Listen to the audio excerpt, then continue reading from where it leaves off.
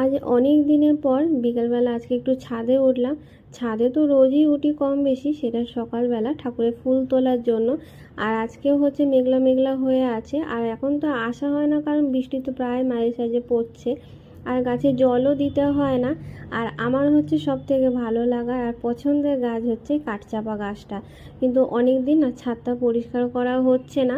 আর এখন তো বর্ষাকাল, তা তো পরিষ্কার রাখতেই হবে আর গাছের চারপাশগুলো, কারণ এখন তো বর্ষাকাল পড়ে গেছে আর গাছের গোড়ায় গোড়ায় না এই যে কাঠকেনো পুরো ভরে থাকে। আর এই বর্ষাকাল হওয়া মানে এই পোকার উৎপাত তো প্রচুর হয় যে কোনো গাছে। আর জানি না কারোর ছাদে বা গাছে হয় কি না, তবে আমাদের ছাদে এটা আমি প্রচুর দেখি। কদিন পর তো আরও বেশি এই উৎপাতটা বেড়ে যাবে বৃষ্টি হওয়ার সাথে সাথে।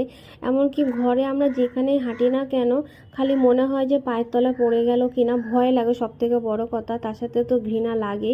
কিন্তু কিছু করার নেই, ওইভাবে থাকতে হয়, নাহলে আমাকে গাছগুলোই তো বাদ দিয়ে দিতে হবে।